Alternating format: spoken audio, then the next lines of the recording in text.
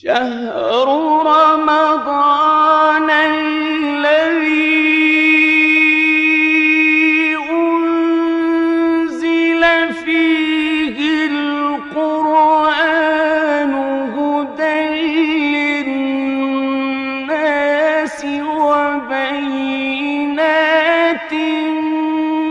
من الهدى والفرقان.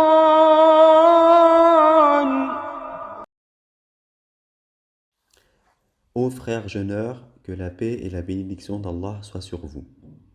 Le thème de notre discussion aujourd'hui repose sur les questionnements juridiques liés au jeûne.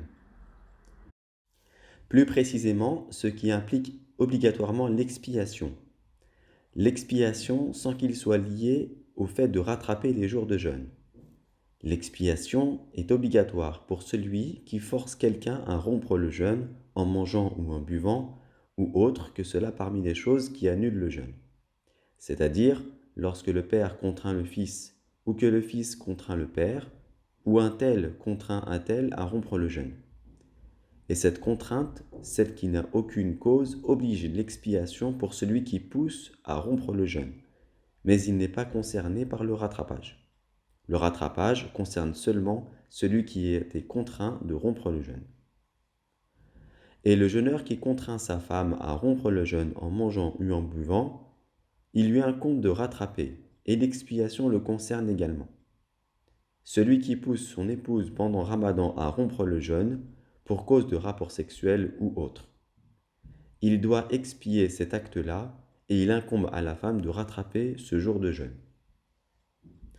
Mais il est aussi dit que celui qui contraint sa femme au rapport sexuel pendant le Ramadan doit rattraper et a deux expiations le concernant.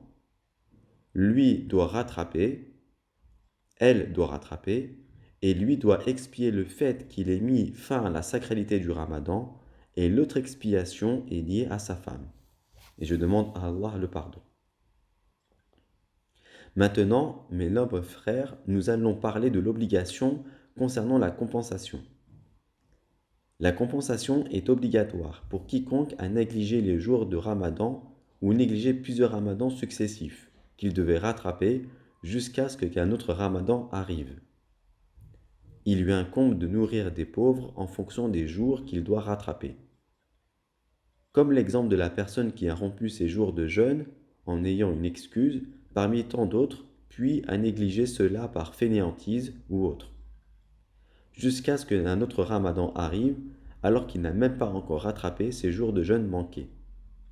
Il jeûne ce mois de Ramadan qui vient d'arriver, puis, après ce Ramadan, il rattrape les jours qu'il n'avait pas rattrapés avant avec une compensation. Selon ce qui est apparu d'Abu Huraira, qu'Allah l'agrée, concernant un homme qui avait rompu son jeûne pendant le Ramadan. Il tomba malade, puis guérit, mais il ne fit pas le jeûne alors qu'un autre Ramadan était arrivé. Abu Huraira, qu'Allah l'agrée, dit « Il jeûne le mois qui vient d'arriver, puis il jeûne les jours de Ramadan de l'année passée, et il nourrit chaque jour les pauvres à l'endroit où ils se trouvent. » Le hadith est rapporté par Darqutni, comme il est aussi venu de Al-Masalik. De même, ô mes nobles frères, que la nourrice lorsqu'elle rompt son jeûne volontairement, en ayant peur pour son enfant, et qu'elle n'a pas trouvé personne d'autre pour l'allaiter. Ou elle a trouvé quelqu'un, mais l'enfant n'accepte pas d'autres allaitements. Il faut obligatoirement qu'elle rattrape les jours de jeûne manqués, et il lui incombe une compensation concernant tous les jours qu'elle a manqués. Allah subhanahu wa ta'ala a dit dans le Coran, dans la sourate Al-Baqarah, la vache, mais pour ceux qui ne pourraient le supporter qu'avec une grande difficulté, il y a une compensation, nourrir un pauvre. Et Ibn Abbas, qu'Allah l'agrée, a dit « Cela concerne la femme enceinte et la femme qui allaite », rapporté par Abu Daoud. Qu'Allah m'accorde la réussite, ainsi qu'à vous dans le bien, la bienfaisance et nos dernières invocations.